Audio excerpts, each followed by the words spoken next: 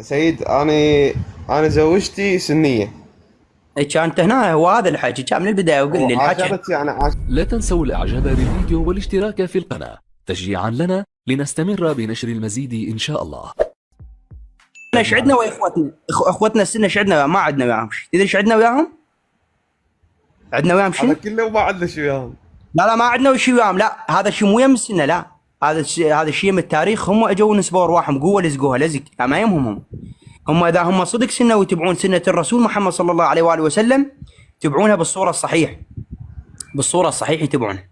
فانا اقول لك التاريخ تقول للصحابه اقول لك رضي الله عن كل صحابي رضى عليه رسول الله. اكو اختلاف انا وياك ماكو. اذا تقول لي زوجات الرسول اقول لك رضى الله على كل زوجه للرسول كانت صالحه وراضي عليها رسول الله محمد صلى الله عليه واله وسلم. من تجي انا وياك اقول لك كذلك العن اللعنه على كل من اذى فاطمه الزهراء واهل بيت الرسول محمد صلى الله عليه واله وسلم. احنا اذا ما نتفق على هاي القضيه احنا لا خير البينا. دستورنا بالحياه احنا كمسلمين كمؤمنين ولائنا الى رسول الله محمد صلى الله عليه واله وسلم. سيد انا زوجتي سنيه. كانت هنا هو هذا الحكي كان من البدايه وقل لي الحكي. عاشرت السنه هون. حكينا غير من الساعه وتقول لي ماشيين عليك العباس. ما شفتهم يكرهون اهل البيت يزورون حالهم احمد ويتوبون. احمد وجعين راح بلاعيم غير من البدايه وتقول لي وتخليني اسولف لك سوالف ذيك السوالف الزينه المنقعه على مود اليوم يصبوا لها غده اروح بدول هالوجه هذا غير تقول لي من البدايه نعل على ابو شليم. قل لي يا اخي انت قايل لي من البدايه والله ولا هذا حكي كله سحبنا. انا اخاف عليك تظل بلا غدا كان اسولف لك سوالف طيبه بارك الله فيك. والله سيد زوجت طفله عمرها 19 سنه وصغيرونه وكل شيء. احمد لا صغيره شيعي ما بصل سني. هي بالعمر وعلي ترق لك رقل. احمد قلت له عم صلي سني وما له علاقه بيك. هذا الكتف يبطل الصلاه. والله سيد بعد هو هذا مذهبهم وهاي عقيدتهم هذا فكرهم يعني. انا ليش اجبر انسان؟ هاي حريته الشخصيه. لا رد الكتب لا تجبره لا تجبره. خلينا على قصتك. لا انت زوجتك ما دام بذمتك زوجتك ما دام بذمتك لا دليها على الطريق الصحيح. هذا الكتف كانوا الفراعنه يكتفون هذا رمز للفراعنه. خوش لو لا هذا الكتف اتحدى اخوتي ابناء السنه والجماعه فردا يجون بروايه واحده من كتبهم. ما اريد من كتبنا عوف كتبنا من كتبهم بروايه واحده كان الرسول محمد صلى الله عليه واله وسلم يكتف. اتحداكم فردا اتحداكم مستحيل. كان الرسول محمد من كتبهم كان الرسول محمد مسبل ايدي ماكو صلاه. هاي اجت دخيله كما نفوا كما شالوا راح من عند زواج المتعه اللي هو الرسول محمد قربي والرسول محمد ثبته من بعد ما ماته استشهاده. خوش متعه الحج ومتعه لان اثنين انشالوهن من بعد الرسول. اي سيد اكو مقوله كلش احبها تقول انت حر ما لم تضر. هو ما ضارني خليه حر ما دام اي انسان يعني ما ضار احد حر بتصرفاته بدينه معتقداته. احنا مو عايشين ويا اليزيديه عايشين ويا المسيح عايشين ويا الصابئ. ليش ما نعيش ويا اخواننا يعني السنه عايشين والدليل القاطع على عيشتنا هسه اخونا احمد ما اخذ اخ السنيه وعايش اخواننا السنه. هذا ابني اسمه علي. زين اخواننا السنه هسه انا عايشين لو ما عايشين هسه اذن دليل قاطع اخواننا السنه هسه انا حاكين ما حاكي. فانا شقل لك تدري شقل لك اخوي دير بالك على عويلك وهاي الامور مو طيبه وتركها. اهم شيء الغداء وعلي تظل بلا غداء وعلي ابني بطالب تظل بلا غداء وشغلتك ايش هو انت يوم اظل حتى بدون عشاء غير بعد. زيد والله انا ارتاحت بالكلام وياك انت اخوي والله العظيم انت اخوي وعزيزي وادعى الله ان احنا شو نريد نخر. تدري شنو يا احمد تدري شو افكر انا؟ افكر باخوة السنه. المشكله رسول الله محمد صلى الله عليه وآله وسلم عتم تدري شنو قايل انا مدينه العلم. عتم الله اكبر عتم. وهي المشكله عتم يا اله بس هذول المشايخ. هذا وليد المطيرش ضال بس يباوع حيج ما يجيبهن الهم كون يجيبهم يوعون. هذا الحديث لو بس ينذكر تدري يقول لهم عتم بالكتب مالتهم يقول لهم انا مدينه العلم وعلي عادي عتم مو عندنا ترى الحديث عتم. فمن اراد طفت الكهرباء علي الاهل بس لا تجيب لوك على راس دخيلك الرضا. لا لا لا. فمن اراد دخول المدينه فليدخلها من بابها. نعم. اذا انا تدري شو افكر باخوي السنه؟ اقول هذا بيصلي ويصوم خطيه ويقوم الليل وباكر يلقى علي بن ابي طالب واقف بباب الجنه، مين ينقز من الشباك؟ حتى الشباك ما بيها. زين سيد انت عوفك يعني هم هينين. اذا اقول لك انا تشتغل بالمتنبي ابيع كتب بالمركز الثقافي، فيجون ذولي لا يم ذاك ولا يم ذاك كلش. زين لا دين ولا ديانه. هذا دين وديانه. اجاني واحد قال لي محمد، هو ما يقول نبي محمد، قال محمد يقول انا مدينة العلم وعلي بابها. قلت له اي نعم. قال شلون يقول هيك؟ هو من نزل عليه الوحي يقول له اقرا، ما يقول له ما انا بقارئ. شلون يقول انا مدينة العلم وهو قرايه ما يعرف يقرا؟ زين خلى الشباب الواقفين كلها صابنا تفر بذاناته. صافنا شنو زال علي؟ ما صافنا شنو صافنا لا انا اقرا بربك الاعلى. اليوم من قال له من اقرا الله سبحانه وتعالى كل ايه بها حكمه وبها منزله. اقرا يعني الاراده لله، انت لا شيء. يريد يبين شوف ترى النبي عيسى من هو ما زال من قال له يحيي الموتى، من حي الموتى قال له انت ربنا. الله منزل بآية كامل قال له انت الذي تقول لهم، قال له يا اله انا لم اقل الا ما علمتني، قال له لي انت علمتني بي انا نطقت به. فالله سبحانه وتعالى من نزل هاي الايه هو رسول من الله وقوته وارادته من الله.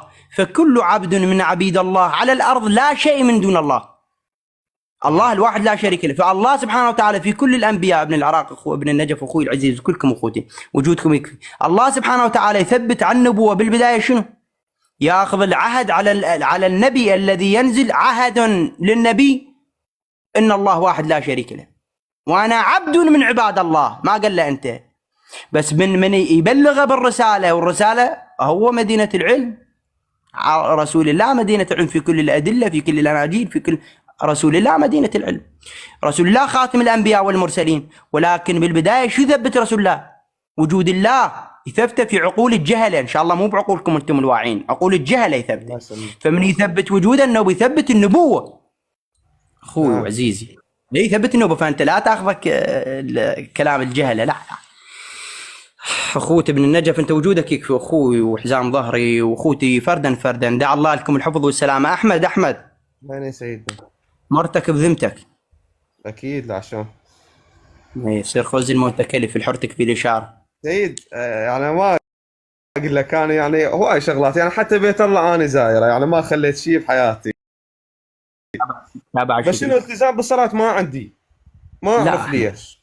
لا زيارات بين اسبوع والثاني قبل كنت اروح، يعني بيت الله اعتمرت كذا، دين قراءه، هاي الشغلات دائما يعني اطلع يعني، بس ما عندي يعني.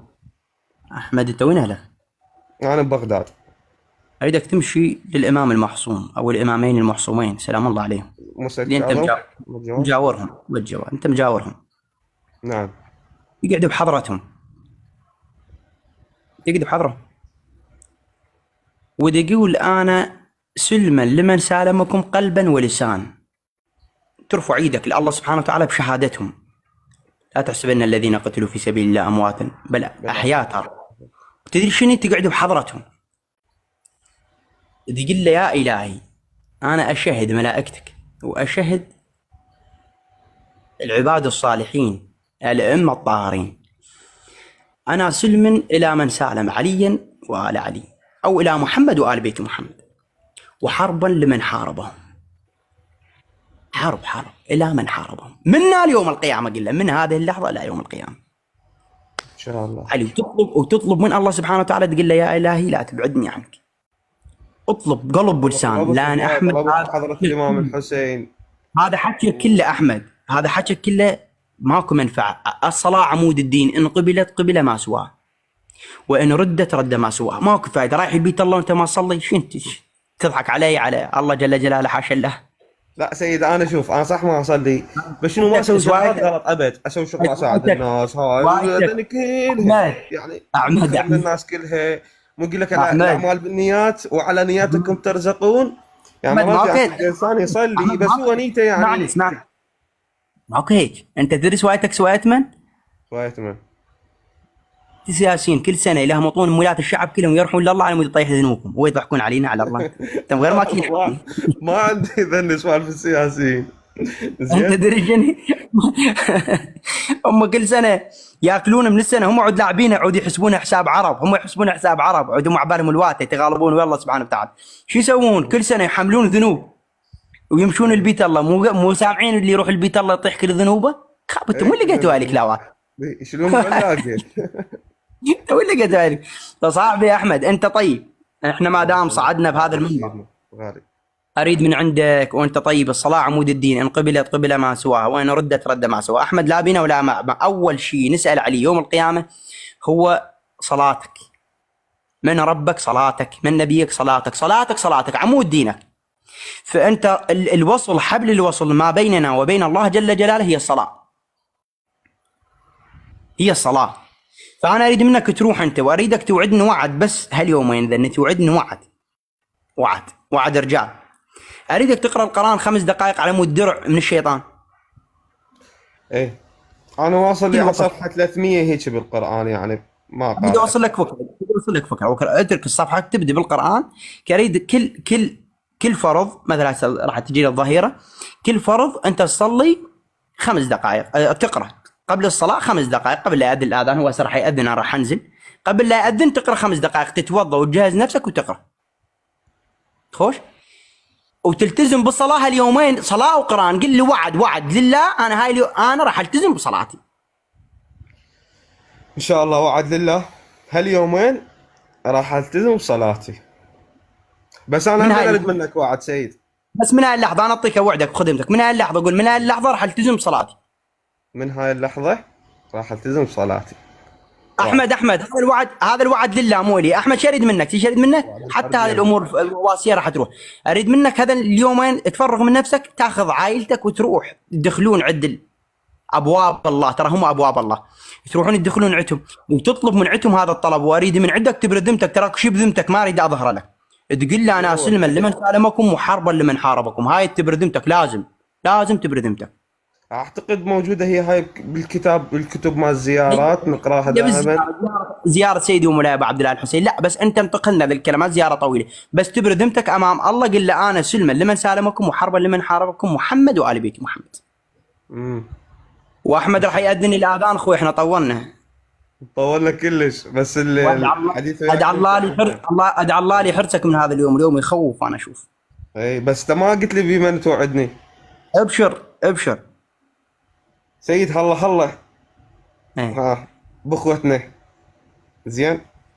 والامام الحسين يقول ما خرجت اشرا ولا بطرا انما لقلب الاصلاح في امه جدي. فانا اريدك اليوم توعدني ان تصلح. انا وعدك بامه جدك. انت هم وحق جدي رسول الله. انا داخل بمشروع، اسمعوا هاي ما اوعدك انا داخل بمشروع بهذا البرنامج. دخلت نيتي هي الاصلاح بالمجتمع، لا فكرت شوف عدي ما يقارب راح يدق بالالف، ما منزلات فيديوهات، ما منزلات ولا لخلق انزلهن وما عندي وقت انزلهن. راح يدق بالالف حجاب الف، من غير الاخوات اللي يجن من بعد اللايف قسما قسم سيد سمعنا الحكي وبعد الحجاب ما نذب. احنا كنا